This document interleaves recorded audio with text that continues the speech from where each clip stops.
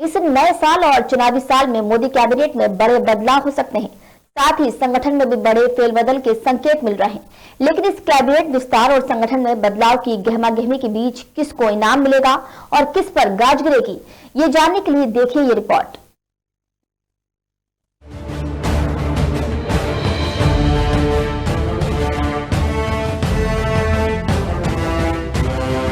2023 इस नए साल को चुनावी साल कहना गलत नहीं होगा, क्योंकि इस साल देश के 9 राज्यों में विधानसभा चुनाव जो होने हैं। अगर जम्मू कश्मीर में भी चुनाव होते हैं तो पूरे 10 राज्यों में चुनाव होंगे, जिसको लेकर तमाम राजनीतिक दलों ने कमर कस ली है।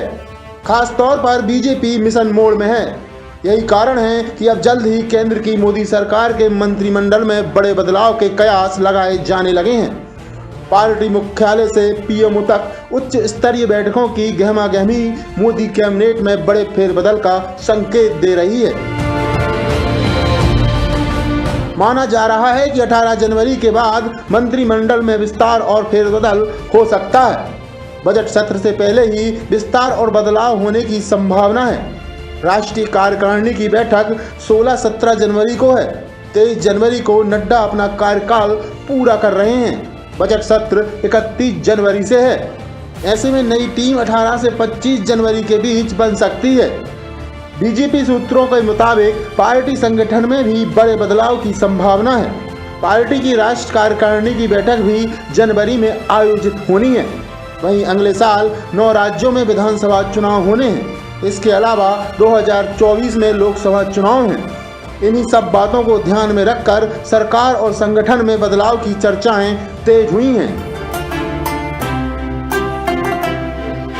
बीजेपी में तो वैसे सरकार और संगठन में किसे रखना है, किसे नई जिम्मेदारी देना है और किसे हटाना है, ये तो सिर्फ पीएम मोदी ही बता सकते हैं। लेकिन सूत्रों के मुताबिक जो जानकारी सामने आ रही है, अगर मोदी मंत्रिमंडल और संगठन में बदलाव होता है तो यही टीम इस साल 10 राज्यों के विधानसभा चुनाव और अगले साल होने वाले लोकसभा चुनाव में अहम भूमिका निभाएगी।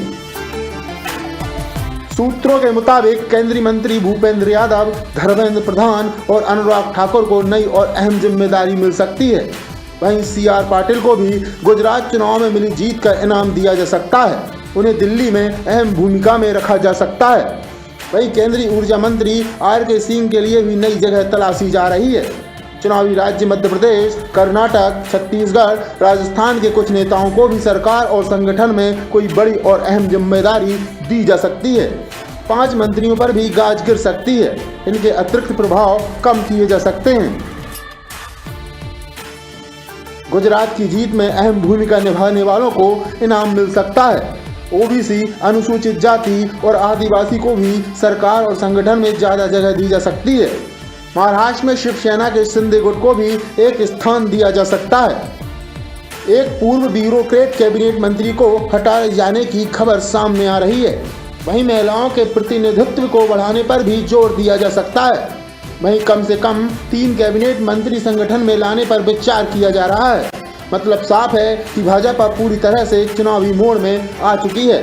सरकार और संगठन में जो नई टीम तैयार की जाएगी, यही टीम 10 राज्यों के विधानसभा चुनाव और अगले साल लोकसभा चुनाव में भाजपा की नैया पार लगाएगी।